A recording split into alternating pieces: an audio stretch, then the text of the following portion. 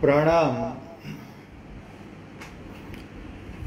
समरो मंत्र भलो नवकार, ए छे 14 पूरवनो सार। एना महिमानो नहीं पार, एनो अर्थ अनंत अपार। आ काव्यना विवेचन में एनी प्रत्येक पंक्तिओना अर्थने समजता आपणे आगळ वधी रह्या छीए।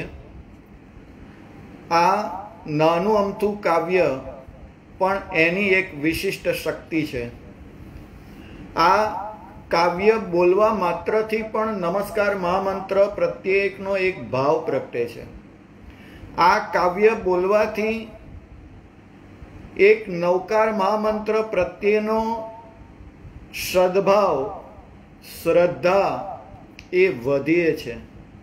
एटલું જ नहीं पण आ नमस्कार महामंत्र ना महिमा ने वर्णवतुं समरो मंत्र भलो नवकार आ काव्य द्वारा आपणने अल्प शब्दों में पण घणो बधो बोध थाय छे अने माटे आ काव्य लोक हृदय में स्थान पाम्युं छे अने माटे ज आ काव्य लोको में पण विशेष प्रकारे एक एना भाव ने जगावनारू बन्युं छे। अने आजे आनंद थाय छे के आ प्रवचनो देश विदेश में अनेक लोको वखाणी रह्या छे।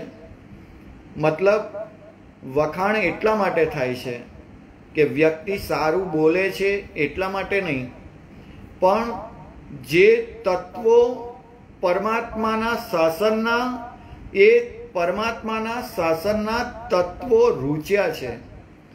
बाकी आवा समयनी अंदर आजे बीजुं बधुं पड़तुं मूकी काम अने कोण आजे आ सांभळे, पण छतांय सतत रोज दर वखते एवरेज फेसबुक उपर लाइव अत्यारे यूट्यूब उपर थई रह्युं छे ते जोता आ बधा अने ते पछी जेटला जोनार छे अने जे शेर करे छे ए बधुं जोता रोज लगभग 400 थी वधु आ विडियो लोको सांभळी रह्या छे।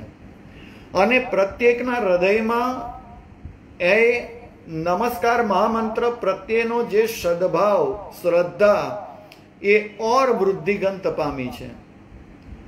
आ अत्यार सुधी सुखमां समरो दुखमां समरो, समरो दिवस अने रात, जीवता समरो मरता समरो, समरो सौ संगात।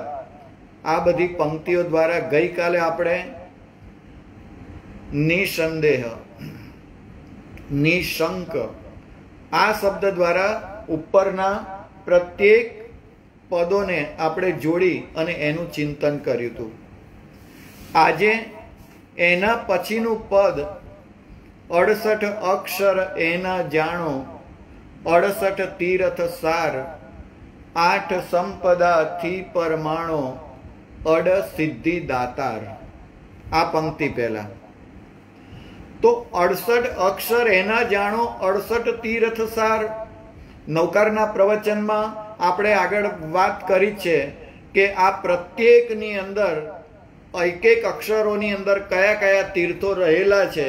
एटले एक अपेक्षाए विचारवा जईए ने तो आ पंच परमेष्ठी भगवंतोने वंदन करवा स्वरूप परमेष्ठी पद वंदन पण थई जाय छे अने ए 68 तीर्थोनी भाव यात्रा पण थई जाय छे केवळ एक नवकार बोलवाथी। अत्यार सुधीना जेटला तीर्थो छे ए बधा तीर्थोमां तो ज्यारे जईशुं त्यारे पण केवळ अहींया बेठा बेठा ज ए तीर्थने खाली नाम द्वारा केवळ स्पर्शना थाय छे अने हमेशा एक नियम छे के आ रीते स्पर्शना करेलो ए पण विशेष रीते परिणामलक्षी बने छे, आत्मानी कर्मनी निर्जरा करावनारुं बने छे। एटलुं विचारो, एक एक डगलू भरे शत्रुंजा समोजे। तो एक तीर्थनी सामे डगलू भरवाथी अनंत अनंत कर्मो खपता होय દેરાસર જવાની ઈચ્છાથી, દેરાસર જવાથી, પરમાત્માના દર્શન કરવાથી, આ બધાથી પણ જો અનેક ગણી પ્રત્યેક ક્ષણે નિર્જરા થતી હોય તો જ્યારે નમો હરિહંતાણમ, નમો સિદ્ધાણમ આ પદ વગેરે બોલવા દ્વારા, સમગ્ર નવકાર 68 અક્ષરોનો બોલવા દ્વારા 68 તીર્થોની જો યાત્રા થતી હોય તો આપણી એક તો કર્મથી મતલબ નવકારથી 500 સાગરોપમની તો નિર્જરા, પ્લસ એની સાથે સાથે બીજી કઈ નિર્જરા તો કે આ પ્રત્યેક તીર્થોના દર્શનથી જે આત્મા પાવન થાય એ પાવનતા પણ આ 68 અક્ષરો બોલવાથી થાય. કેટલો સાર, કેટલો નિચોડ આપી દીધો છે. અને આ સંખ્યા દરેકની અંદર કોક સ્વરૂપે ક્યાંક કોઈક જગ્યાએ હોઈ છે, કોઈ હોઈ માને છે તો એમના પ્રમાણે 67 ગણવા, પણ જે ક્રમ ગૂંથણી છે આખી એ ભાવતીર્થ યાત્રા. ભાવતીર્થ યાત્રા આપણે તો વિમાનમાં પણ યાત્રા કરી, બસમાં પણ યાત્રા કરી હતી, રેલવેમાં પણ યાત્રા કરી હતી, અને છેલ્લે તમને બધાને છરીપાલી સંઘમાં પણ ભાવયાત્રા અહીંથી છરીપાલી સંઘની પણ કરી હતી. અને તેમાં પણ કેવળ એક તીર્થ હતું, કોઈ પણ એક તીર્થ. છરીપાલી સંઘ એટલે એક તીર્થ મતલબ વચ્ચે જેટલા જિનાલયોને જુહારી એ વસ્તુ જુદી છે. પણ આજે આ નમસ્કાર મહામંત્રના 68 અક્ષરો બોલવા દ્વારા આપણને 68 તીર્થોની યાત્રા કરવાનું સૌભાગ્ય અને સદભાગ્ય સાંપડ્યું છે. અને એટલે 68 અક્ષર એના જાણો 68 તીર્થ સાર. આ 68 તીર્થ, તીર્થ કોને કહેવાય તો કે તારે તે તીર્થ, જે તારે તે તીર્થ. આ પ્રત્યેક તીર્થોની સ્પર્શના આત્માને કર્મથી તો તારે છે, પણ પ્રત્યેક નવકારના એક એક અક્ષરોની સ્પર્શના એ પણ આપણને તારે છે. એટલે ન એ તીર્થ છે, મો એ તીર્થ છે, અ એ તીર્થ છે, એમ એક એક અક્ષરો પણ એ તારે છે. કેવળ અ પણ તારે છે, માટે નવકારમાં રહેલો અ એ તીર્થ છે. એક અક્ષરનું આલંબન, દરિયામાં કોઈ વ્યક્તિ જતો હોય અને કોઈ કારણોસર સ્ટીમર ડૂબવાની તૈયારી હોય અને હાથમાં જે કોઈ લાકડું આવ્યું, આટલું બધું મોટી સ્ટીમર તો તરે છે, પણ જ્યારે ડૂબવાની તૈયારી હોય તે વખતે અથવા તો પોતે ડૂબતો હોય ત્યારે એકાદ લાકડું જો હાથમાં આવી ગયું તો એક લાકડું પણ એને તરવા માટે સમર્થ બને કે નહીં? તો આ નૌકાર એ જહાજ છે, અને એ જહાજમાં ભવ સમુદ્રમાં આપણે ડૂબી રહ્યા છે. આ નૌકાર રૂપી જહાજમાંથી એક નાવડું પણ જો પકડાઈ ગયું ને, એક લાકડું પકડાઈ ગયું તો એના સહારે પણ આપણે ભવજલ તરવા માટેનું શક્તિમાન એક એક અક્ષરો છે. કારણ 68 અક્ષર એના જાણો 68 તીર્થ સાર. અને એટલે 68 તીર્થો, આની અંદર જુદા જુદા તીર્થોની વાત એ બહુ વિશેષ થઈ જશે, એટલે બહુ લાંબુ કહેતો નથી. પણ પ્રત્યેક અક્ષર તીર્થ એટલા માટે છે. તીર્થ બે પ્રકારના, સ્થાવર તીર્થ અને જંગમ તીર્થ. સ્થાવર તીર્થ એટલે તો કે જે, સાચી વાત છે, પાલિતાણાની ભાવયાત્રા એ કરાવવાનો મારો વિચાર છે જ એક વખત. અને એ પાલિતાણાની ભાવયાત્રામાં એક એક પ્રસંગો એવા સ્વરૂપે કહેવાય છે. અને મારી એક પદ્ધતિ એવી છે કે લોક વ્યવહારમાં જે કંઈ હોય તે તો સામાન્ય સ્પર્શના કરવી જ એ ઇતિહાસની, પણ વર્તમાનના પ્રસંગો દ્વારા આપણે એક એક યાત્રાઓ કેવા સ્વરૂપે થઈ શકે એનું એક બહુ અદ્ભુત માધ્યમ અવસરે ચોક્કસ એ કરવાની ગણતરી છે જ મારી. તો કહેવાનો મતલબ મારો કે સ્થાવર તીર્થ અને જંગમ તીર્થ એમ બે પ્રકારના તીર્થ છે. જુઓ તમે નવકારની વિશેષતા જુઓ. નમો અરિહંતાણમ, નમો સિદ્ધાણમ એટલે નમો અરિહંતાણમ નમો સિદ્ધાણમ અને નમો આયર્યાણમ, નમો વજ્જાયણમ, નમો લોએશબ સાહુણમ. એક જીન મંદિર, એ જીન મંદિરમાં રહેલા પરમાત્મા અરિયંત સ્વરૂપે છે, માટે નમો અરિયંતાણમ બોલતા એ સ્વરૂપે વંદના થઈ. પણ આચાર્ય ભગવંતો, ઉપાધ્યાય ભગવંતો, સાધુ ભગવંતો આ બધા ગુરુ તત્વના છે.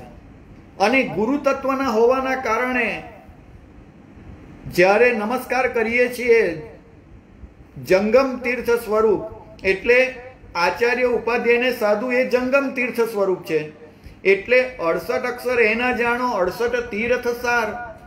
જ્યારે આ 5 પરમેષ્ઠીને નમસ્કાર કરીએ છીએ તે વખતે જંગમ તીર્થને પણ નમસ્કાર થઈ જાય છે 68 અક્ષર સ્વરૂપે, અને આચાર્ય ઉપાધ્યાય અને સાધુ એમને વંદન કરવા સ્વરૂપે સ્થાવર તીર્થને પણ વંદના થાય છે. અને સાધુ ઉપાધ્યાય આચાર્ય એમને નમસ્કાર કરવા દ્વારા જંગમ તીર્થને પણ નમસ્કાર થાય છે.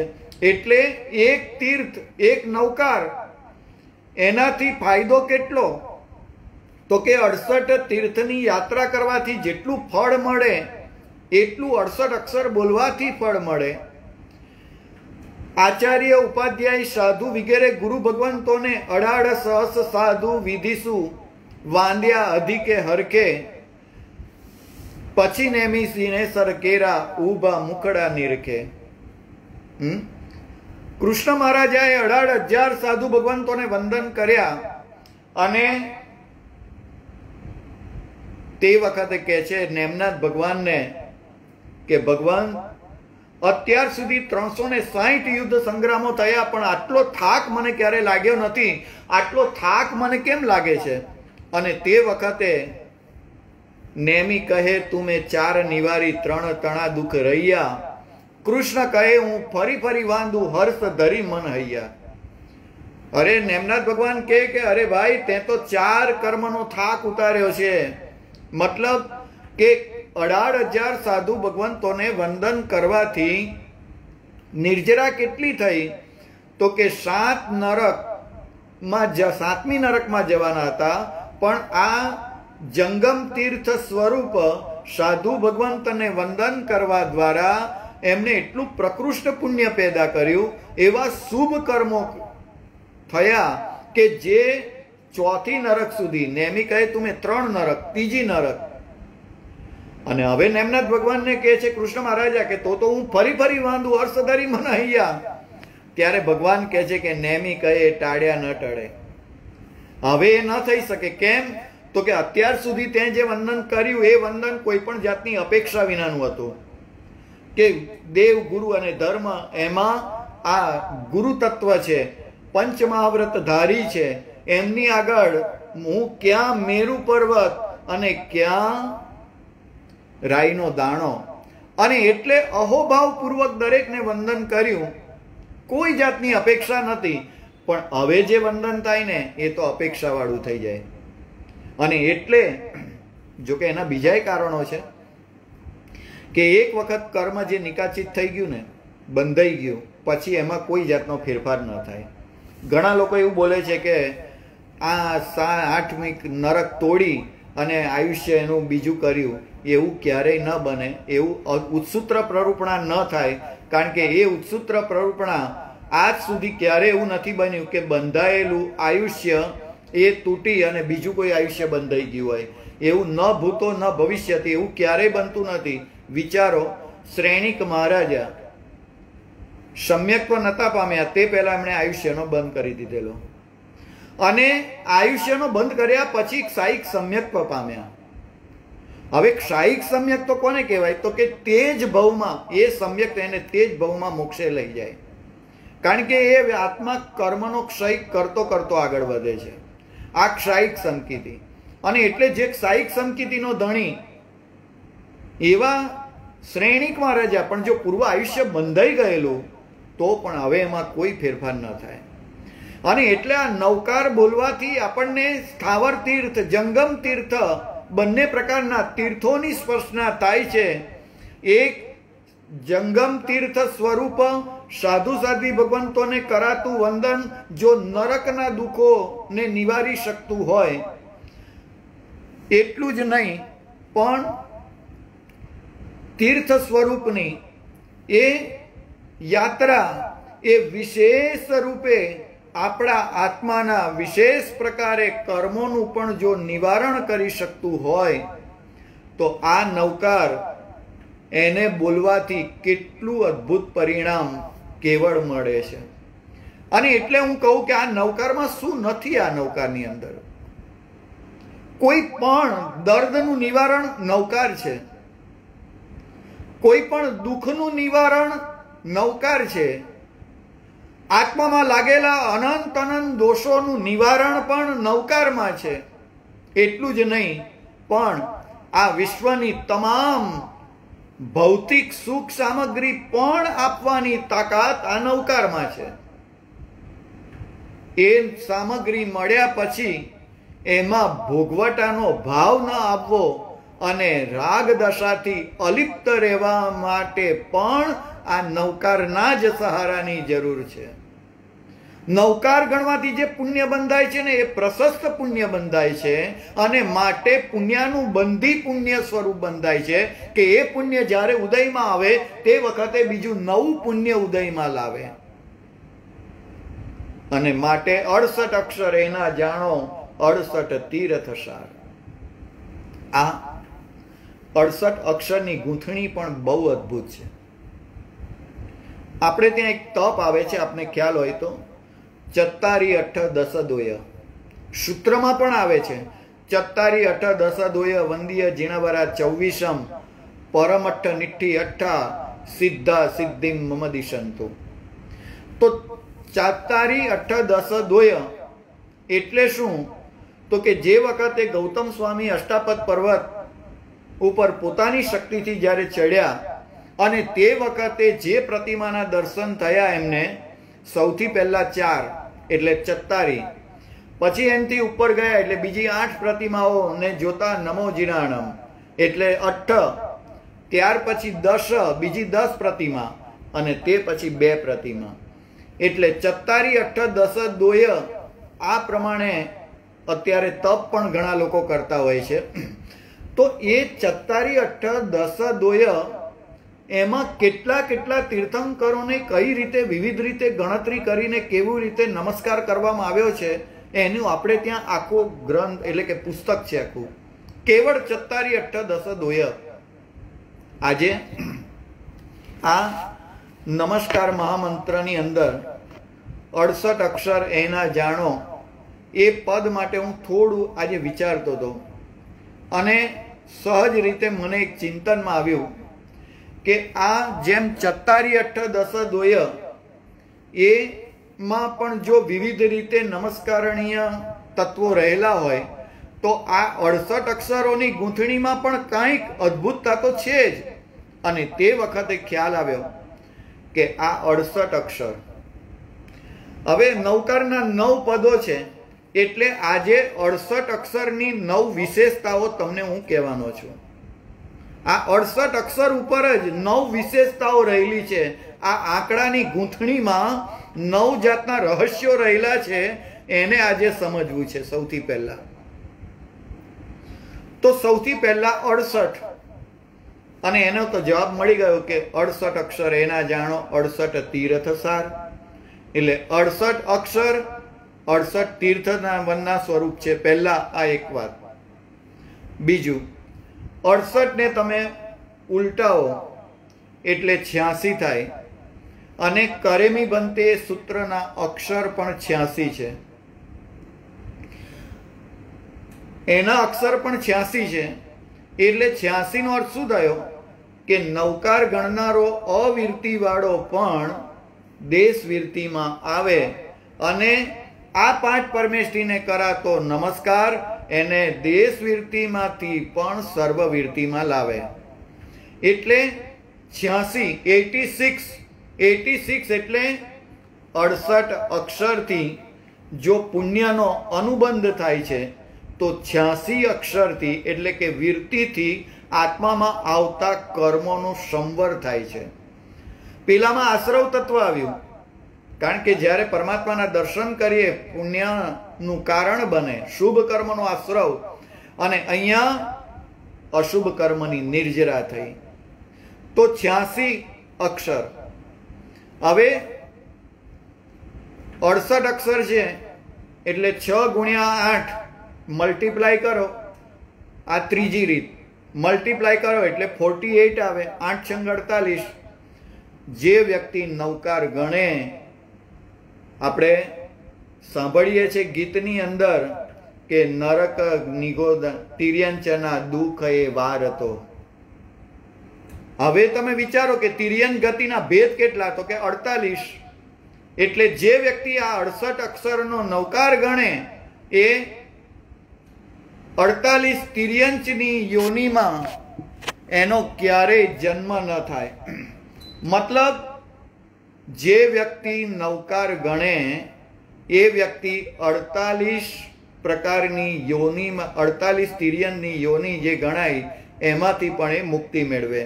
એટલે 48 ભેદ તિર્યંચના છે. એટલે નરક તિર્યંચના દુઃખ દુર્ગમ કાપતો આ નવકાર. ત્યાર પછી સરવાળો કરો આ ચોથા નંબરમાં, તો 8 + 4 = 12. જે વ્યક્તિ નવકાર ગણે એ વ્યક્તિ 12 ગુણ અરિહંત દેવ પ્રણમી જે ભાવે એ વ્યક્તિ પણ આ 12 ગુણની અંદર, એટલે કે અરિહંત પદ પ્રાપ્ત કરે. એ પણ આ 68 અક્ષર દ્વારા રહેલો છે. ત્યાર પછી પાંચમું, 48 અક્ષરો, 48 મિનિટનું, અલકાબેન 48 મિનિટનું સામાયિક છે, સાચી વાત છે. 14 ગુણ સ્થાનક છે, સાચી વાત છે. તો 48 માંથી આ જે 84 આવ્યા, 8 ને 4 12, તે પછી 68 અક્ષર છે. આ 68 અક્ષરના જે 84 ની હમણાં મેં વાત કરી ને, 48 ભેદ આવ્યા તિર્યંચના. હવે 48 ને પણ ઊંધા કરો એટલે કેટલા થાય? તો કે 84. અને એ 84 ને 68 નું ગણવાનું. એટલે એ 84 જે છે ફરીથી 86 કરેમી બંતેના અક્ષર આવ્યા. ત્યાર પછી 8 × 4 = 48. 48 એ તિર્યંચ ગતિના ભેદ નિવારે. એટલે 48 ભેદ કોના થયા? તિર્યંચ ગતિના થયા. હવે એ જે 48 છે ને, એ 48 ને ઊંધા કરો, કન્વર્ટ કરો, ડાયવર્ટ કરો. તો એ કેટલા થશે? તો કે 84. હવે એનો સરવાળો કરો એટલે કેટલા થાય? 8 ને 4 12. 12 થયા એટલે 12 ગુણ અરિહંત દેવ પ્રણમી જે ભાવે, સિદ્ધ 8 ગુણ સમર્થતા દુઃખ દોગ જાવે. એટલે 12 જે વ્યક્તિ 68 અક્ષર સ્વરૂપ નવકાર ગણે કે નવકાર ગણે, કારણ કે ગણામાં છે ને કોઈક વ્યક્તિ 5 જ પદ માને છે, ક્યાંક પડમમ હવઈ બાંગલમ ને બદલે પડમમ હોય માને છે. જે હોય તે, પણ નવકાર તો છે જ. અને એટલે એ સ્વરૂપે પણ માને તો પણ અરિહંત પદ તો બધામાં આવે જ છે, એના વગર તો નવકાર અધૂરો જ રહે. એટલે 12. હવે એ જે 84 આવ્યા એમાંથી 8 માંથી -4 કરો, 84. 84 એટલે 84 લાખ યોનિમાંથી પણ મુક્તિ મળે. આ એક અર્થ છે એનો. ત્યાર પછી 8 માંથી -4 કરો તો કેટલા આવે? તો કે 4 આવે. તો જે નવકાર ગણે એ 4 ગતિમાંથી મુક્ત થાય. નમો સિદ્ધાણમ પદ આવ્યું, જુઓ તમે. 9 આવશે, 9 આવશે તો એની સાથે સાથે આ પણ આવી જશે. આચાર્ય પદ, ઉપાધ્યાય પદ, સાધુ પદ, આ બધાને નમસ્કાર થશે. 4 ગતિનો નાશ. 4 ગતિનો નાશ એટલે નમો સિદ્ધાણમ પદ આવ્યું. ત્યાર પછી 68 અક્ષર છે. તો 68 અક્ષરની અંદર 6 અને 8 આ બેની સંજ્ઞા એ આપણને શું કહે છે? તો કે એમાં 8 જે છે 68માં, એ 8 સંપદા તો છે જ, પણ નવકાર ગણવા વાળો વ્યક્તિ 8 પ્રકારના કર્મથી મુક્ત થાય છે। આ 68 અક્ષરોમાં વિવિધ રૂપે એ નવકારથી ગણવાના ફળનું રહસ્ય જાણે એ સ્વરૂપે આ નવકારની અંદર ગૂંથાઈ ગયેલું છે આખું। અને માટે 8 68 માંથી 8 એટલે 8 કર્મથી મુક્ત, અને 6 એ 6 જે છે ને એ સટ જીવ નિકાયમાંથી મુક્તિ। એટલે 68 માંથી પહેલું 6 લો તો સટ જીવ નિકાયમાંથી મુક્તિ, એટલે તોય સિદ્ધ પદ આવ્યું। 8 લો તો 8 કર્મથી મુક્તિ, તો પણ સિદ્ધ પદ આવ્યું।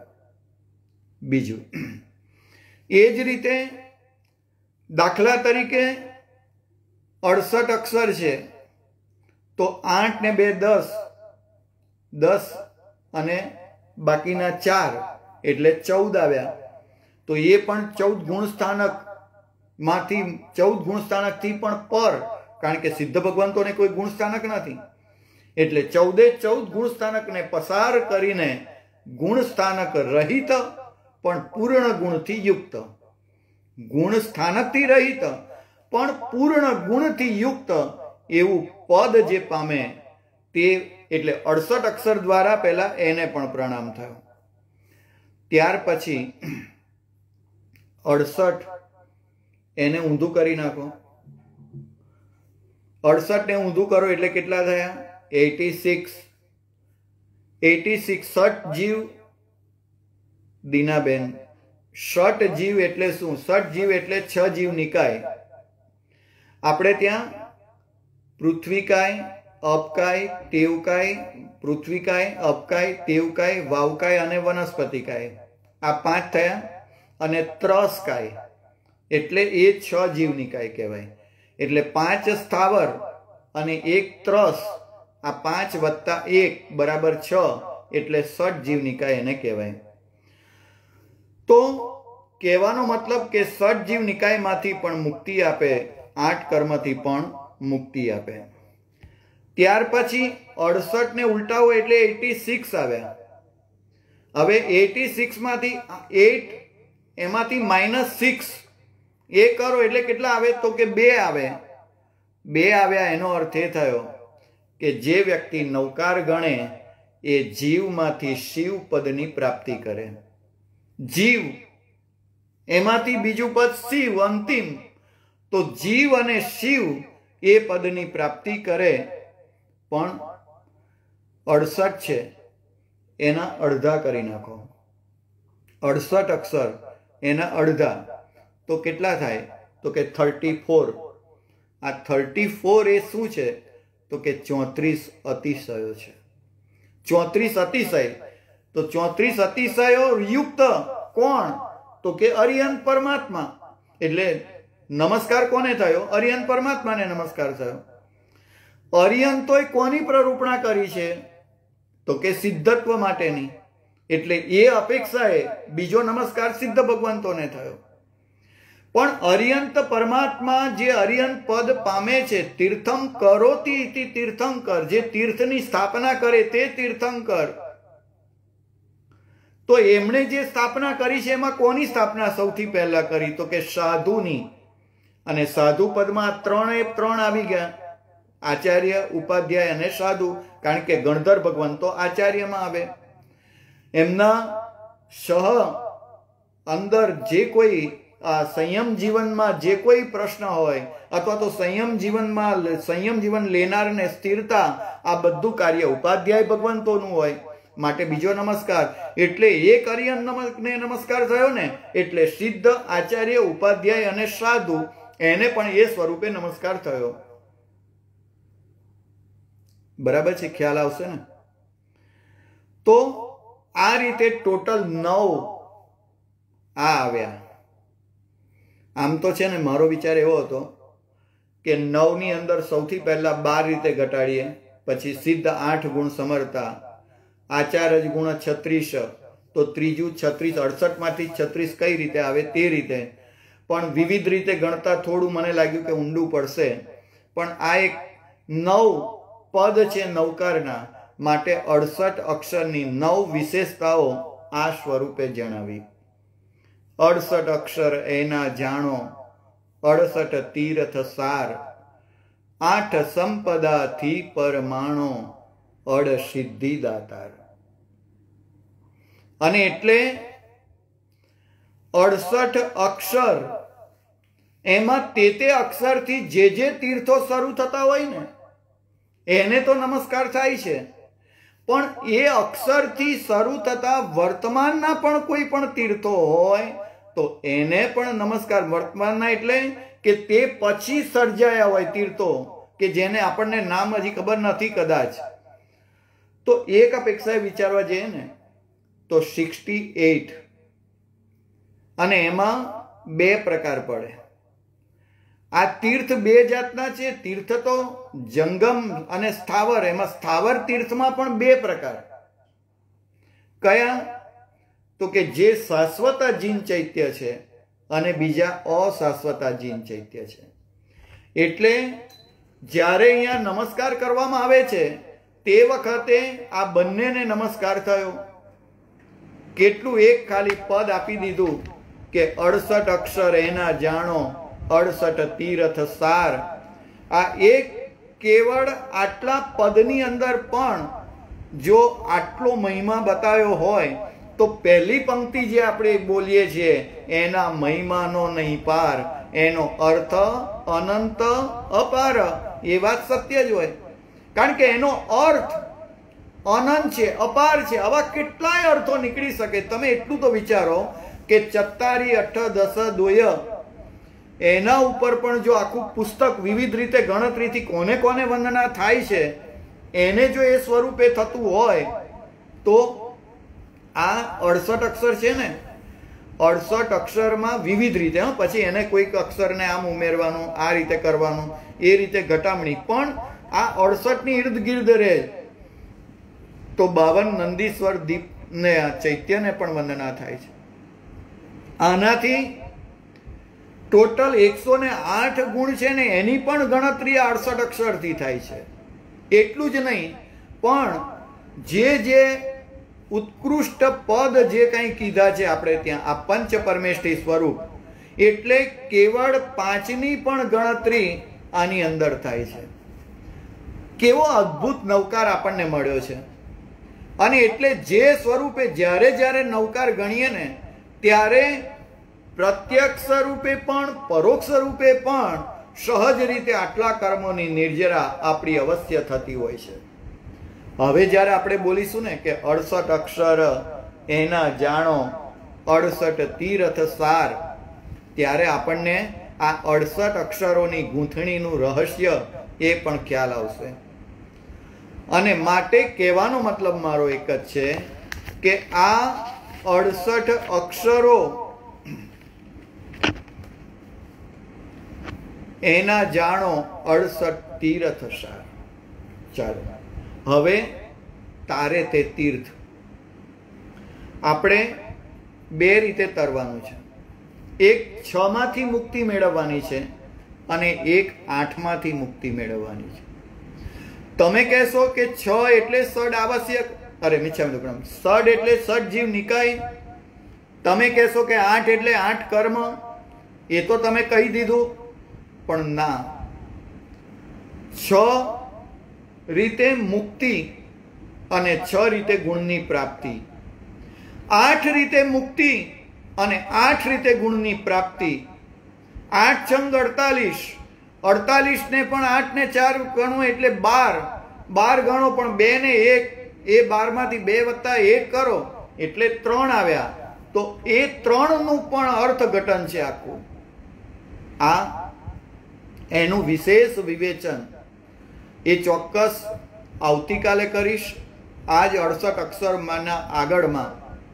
પણ એની સાથે સાથે અત્યારે જે મેં કીધું ને કે 6, આ 6 નો આંકડો બહુ સમજવા જેવો છે. 6 એટલે સટ જીવ નિકાય, તો કે ના, આપણે ત્યાં 5 ઇન્દ્રિય અને 6ઠું મન.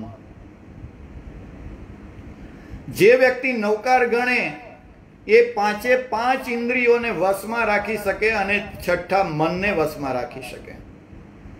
અને એક વસ્તુ કહું કે હજી છે ને બાકીની 5 ઇન્દ્રિયોને મનમાં કંટ્રોલમાં રાખવું બહુ સહેલું છે. કદાચ પુરુષાર્થી થોડું ઘણું એ શક્ય બને, પણ મનડું કિમહીન બાજે ઓ કુંતુજીન મનડું કિમહીન બાજે, જીમ જીમ જતન કરીને રાખવું તીમ તીમ અડગું બાજે. કેતનભાઈ 6 વીઘાનો ત્યાગ બરાબર છે. બાબુલભાઈ વોરા અતિ સુંદર. હા, 6 વીઘાનો ત્યાગ એ પણ આવી શકે, પણ આમાં છે ને નમસ્કાર છે. ત્યાગ એ વસ્તુ બરાબર છે, પણ અહીંયા જે નમસ્કાર કરવામાં આવે છે, હા તમે જે કહો છો એ બરાબર છે કે નમસ્કાર કરવાથી આત્મામાં દ્રવ્ય એટલે કે બાહ્ય અને અભ્યંતર બંને પ્રકારના તપની શક્તિ પ્રગટે છે. અને બાહ્ય તપ એટલે એકાશનું બેસનું વગેરે. તમે જે લખ્યું 6 વીઘાનો ત્યાગ, એ 6 વીઘાનો ત્યાગ એ બાહ્ય તપ છે, અને એ પદ અણહારી પદ આવ્યું એટલે 6 વીઘાનો ત્યાગ જ્યાં કોઈ વિગઈ જ નથી, કાંઈ જ નથી, આહાર જ નથી, એટલે એ સ્વરૂપે એ પદની પણ પ્રાપ્તિ થાય, એ પણ ભાવ આવી ગયો. માટે 68 એટલે 5 ઇન્દ્રિય અને 6ઠું મન. મનડું કિમઈન બાજે ઓ કુંતુજીન મનડું કિમઈન બાજે, જીમ જીમ જતન કરીને રાખવું તીમ તીમ અડગું બાજે. મન સાધ્યું તેણે સગડું સાધ્યું એ વાત નવી ખોટી. જેણે એક વખત પોતાના મનને કંટ્રોલમાં લાવી દીધું છે ને, તો 5 ઇન્દ્રિય અને 6ઠું મન નવકાર ગણવાથી સૌથી પહેલા રવિલાલભાઈ મન ચંચળ હોય. સાચી વાત છે. અને એટલે તો નમોનું ઊંધું અક્ષર કરો એટલે મૌન થાય. મૌન એટલે જ મૌન. હંમેશા છે ને વાચિક મૌન આવે ને એટલે માનસિક મૌન આવી જ જાય. મોટા ભાગે દીનાબેન શાહ ખૂબ સરસ સમજાવ્યું. એ છે, ખૂબ ખૂબ અનુમોદના.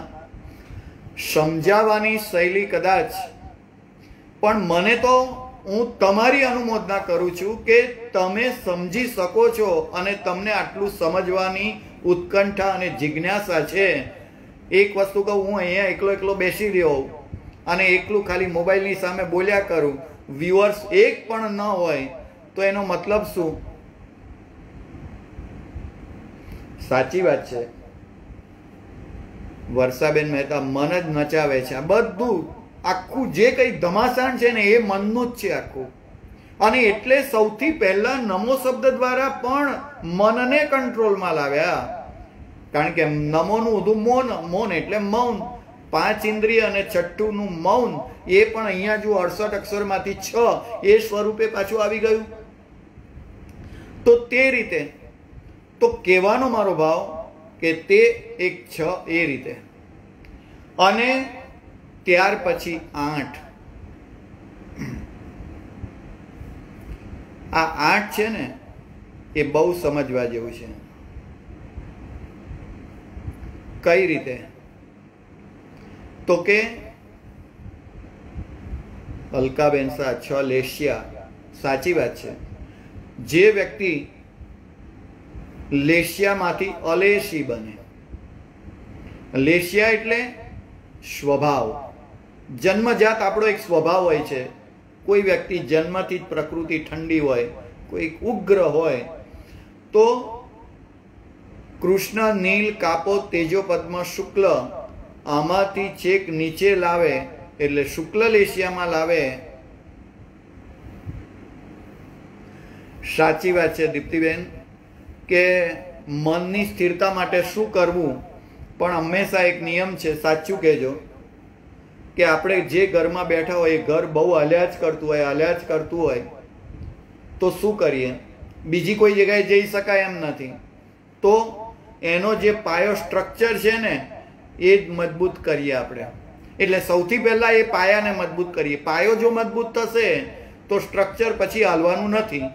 એમ આપણા મનની સ્થિરતા ટકાવવા માટેના 5 પાયા છે: સ્પર્શેન્દ્રિય, રસનેન્દ્રિય, ઘ્રાણેન્દ્રિય, ચક્ષુરેન્દ્રિય અને શ્રોતેન્દ્રિય. એને તમે બરાબર મજબૂતમાં કરી દો, વશમાં કરી દો, એ વશમાં થશે એટલે મનને છે ને એની ઈચ્છા મુજબ આપીએ છીએ ને માટે આપણને ગુલામ બનાવે છે. એને એની ઈચ્છા મુજબ. અને વ્યવહાર દુનિયામાં, વ્યવહારિક જગતમાં પણ આપણે જુઓ તમે કે નાનપણથી જ દીકરાની બધી જ વાતો પિતા માનતા હોય, મા બાપ માનતા હોય, તો નાનપણથી નાની નાની દરેક બાબતોની ઈચ્છાઓ સંતોષે એ લાગણી છે એની ના નથી, પણ ધીરે ધીરે જો પેલી વ્યક્તિમાં યોગ્યતા ના હોય ને તો દીકરો સ્વચ્છંદી થઈ જાય. કારણ કે જાણે છે કે હું ગમે તે કરીશ તોય ક્યાંક જવાના છે, મારી ઈચ્છા પૂરી કરવાના જ છે. આમ પાંચેય ઇન્દ્રિયોને અનાદિકાળથી આપણે એની ઈચ્છાઓ પૂરી કરે જ રાખી છે.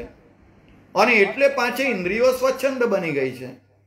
હવે એને કરવું હોય તો મન ગમતા ઉપર રાગ નહીં, અણગમતા ઉપર દ્વેષ નહીં. જે જોઈએ છે તે આપવું નથી, અને જે આપવું છે તે ભલે ઇન્દ્રિયોને જોઈતું નથી. ધીરે ધીરે ધીરે મન કંટ્રોલમાં આવશે. અને એટલે આ મનને શુદ્ધ કરવાની આ પાંચ ઇન્દ્રિયોની જ્યારે વાત નીકળીને ત્યારે ફરીથી એક વાત કહું કે આપણે જે નવકાર બોલીએ છીએ ને એમાં કદાચ એક વખત કહેલું હશે, મને ખ્યાલ નથી અત્યારે, પણ એક ભાઈનો પ્રશ્ન હતો એટલે એના અનુસંધાનમાં પણ મને પોતાને પણ જે અનુભવ થાય છે આનાથી તે હું તમને કહું કે જ્યારે આપણે નવકાર બોલતા હોય ને તે વખતે સવારમાં ઉઠો અથવા તો ગમે ત્યારે મન રિલેક્સ કરવું હોય, કોઈ પણ આ પાંચ પ્રકારના અવયવોમાંથી કોઈ પણ પ્રકારના અવયવોની અંદર દુવિધા ઉત્પન્ન થઈ હોય, મતલબ દાંત દુખતા હોય, આંખે બરાબર દેખાતું ન હોય, આંખનો દુખાવો હોય, કે કાને બરાબર સંભળાતું ન હોય, અથવા તો કાનમાં દુખાવો હોય, આવું કંઈ પણ હોય, રોજ દિવસમાં 3 ટાઈમ, આ મારો અનુભવ છે માટે હું કહું છું, દિવસમાં 3 ટાઈમ બંને આંખ નમો અરિયંતાણમ, નમો સિદ્ધાણમ, નમો આયર્યાણમ, નમો ઉવજ્જાયાણમ અને નમો લોયે શબ્દસાહુણમ. બસ આ રીતે રોજ ગણો. ફરીથી નમો અરિયંતાણમ, નમો સિદ્ધાણમ, નમો આયર્યાણમ, નમો ઉવજ્જાયાણમ, નમો લોયે શબ્દસાહુણમ. એષો પંચ નમુકારો શબ્દ પાવપણાસણો મંગલાણમ ચ શબ્વેશીમ પડમમ હવૈ મંગલમ. બસ આ રીતે એક વખત ગણો. પછી પાછા નમો અરિયંતાણમ, નમો સિદ્ધાણમ, નમો આયર્યાણમ, નમો ઉવજ્જાયાણમ, નમો લોયે શબ્દસાહુણમ. પાછું આ રીતે એષો પંચ નમુકારો શબ્દ પાવપણાસણો મંગલાણમ ચ શબ્વેશીમ પડમમ હવૈ મંગલમ. 3 ટાઈમ ખાલી જો કરવામાં આવે ને તો એક તો મન બહુ રિલેક્સ ફ્રેશ થઈ જાય. બીજું કે આ ગણવાથી રોજ 3 થી 4 ટાઈમ ગણો તો એનાથી બીજો ફાયદો એ થશે કે એનાથી આપણા શરીરની અંદર તાજગી આવશે. આપણે ત્યાં મોટાભાગે કાર્યમાં સ્થિરતા કે કાર્યની સિદ્ધિ ન થવા પાછળનું બીજું એક કારણ એ પણ હોય છે કે આપણા મનની તાજગી પ્રફુલ્લિતતા જે હોવી જોઈએ ને તે નથી હોતી. અને એટલે જ્યારે નવકાર ગણીએ ને તે વખતે આ સ્વરૂપે જો નવકાર ગણવામાં આવે, ફરીથી નમો અરિહંતાણમ, નમો સિદ્ધાણમ, નમો આયર્યાણમ, નમો વજ્જાયાણમ, નમો લોયે શબ્દસાહુણમ. હવે તમને કદાચ એમ થાય કે અહીંયા નમો અરિયંતાણમ ને અહીંયા સિદ્ધાણમ કેમ? તો એની પાછળનું સૌથી પહેલું કારણ કે આપણે ત્યાં સૌથી પહેલા કેવળ જ્ઞાની ભગવંત અરિયંત ભગવંતો કેવળ જ્ઞાનના બળે દુનિયાને એટલે કે સમગ્ર લોકને જુએ છે, એટલે અહીંયા નમો અરિહંતાણમ આવ્યો. સિદ્ધ ભગવંતો અગ્રસ્થાને રહેલા છે અને એ સ્થિર સ્વરૂપના છે, અને એટલે આ ચંચળ ચિત્ત આપણે નથી કહેતા, ચિત્ત એટલે શું? આ મન. એ જો સ્થિર થયું તો બાકીની બધું જ કાર્ય સહજ રીતે થઈ જશે. અને એટલે અહીંયા સિદ્ધાણમ પદ સ્થિરતાનું પ્રતીક છે, માટે નમો સિદ્ધાણમ, નમો સિદ્ધાણમ, નમો સિદ્ધાણમ. આ પદ અહીંયા પણ હૃદય પાસે હાથ કરીએ અને તે વખતે એક ભાઈને હૃદય રોગ મટી ગયેલો, આખો હૃદયનો દુખાવો થતો હતો. અને આ રીતે નમો સિદ્ધાણમ મેં મુદ્રાપૂર્વક બતાવ્યું હતું નૌકારની અંદર. અને તે વખતે એમનો આ દુખાવો આખો મટી ગયો. એટલે સિદ્ધ ભગવાન તો અગ્રસ્થાને છે ને શિખાના. આ લોક 14 રાજલોક રૂપ પુરુષ, એક પુરુષ 2 હાથ આ રીતે કમર ઉપર રાખી અને 2 પગ પહોળા કરીને ઊભો હોય અને જેવો આકાર થાય એને રાજલોક કહેવાય, 14 રાજલોક કહેવાય. અને એના અગ્રભાગે સિદ્ધ ભગવાન તો બિરાજ્યા છે, માટે નમો સિદ્ધાણમ. ત્યાર પછી આચાર્ય ભગવંતોનું કાર્ય અત્યારે અરિયંતો નથી, સિદ્ધ ભગવંતો નથી, એટલે એમના શાસનને એટલે કે એમના વચનોને પ્રવચન સ્વરૂપ આપીને જગતના જીવોને માર્ગ બતાવવાનું કાર્ય ઉપાધ્યાય ભગવંતોનું છે. માટે મારો કંઠ જો એવો મળે કે જે મારો કંઠ મને આચાર માર્ગમાં વિચાર અને ઉચ્ચાર આ 3 શુભ શુદ્ધ બનાવે, માટે નમો આયર્યાણમ. ત્યાર પછી જ્ઞાન જે છે ને એ શ્રુત હંમેશા શ્રવણ સ્વરૂપનું હોય. સાંભળવું ખૂબ, બોલવું ઓછું. અત્યારે મોટા ભાગે શું થાય છે, એક ભાઈ બહુ પહેલાની 10 વર્ષ પહેલાની હું આ વાત કરું તો બસ લઈને ક્યાંક જવાનું હતું. એટલે બધા નક્કી કર્યું કે ચાલો જઈએ. પછી એક ભાઈ હતા, એમણે કીધું કે ભાઈ આ ભાઈને તો લઈ લેવાના સાથે. એટલે 3-4 જણા હતા, તે ઓકે થઈ ગયા કે ના ના કઈ વાંધો લઈ લો ને. એટલે મને સહજ રીતે એક પ્રશ્ન થયો કે જે ભાઈ આપણા કોઈ એમાં નથી, કશું જ નથી, આપણે એને ઓળખતા નથી, બહારના છે, પણ કેમ લેવાના? ત્યારે એમણે બહુ સરસ વાત કરી કે કોઈ પણ પ્રશ્ન ક્યાંક એવું લાગે કે હવે એ છે તો એકાદ પોઈન્ટ કહેવાનો, પેલા ભાઈ એટલું બોલ્યા કરે, આપણે શાંતિથી બેસી રહેવાનું, બસ. એટલે કહેવાનો અર્થ ખ્યાલ આવ્યો તમને? કે હું એ કહેવા માંગુ છું કે આ સ્વરૂપે શ્રવણ, જ્ઞાન હંમેશા શ્રવણથી લેવાય. જ્ઞાન, અને એટલા માટે તેરા ગુરુ કોણ હે બડા ક્યાં કાન ફૂંકાયા. જ્ઞાન કાનમાં, મંત્ર છે ને દીક્ષા હંમેશા કાનથી અપાય. અને એટલે શ્રવણ કાનથી થાય છે, માટે અહીંયા નમો ઉવજ્જયાણમ આ સ્વરૂપે.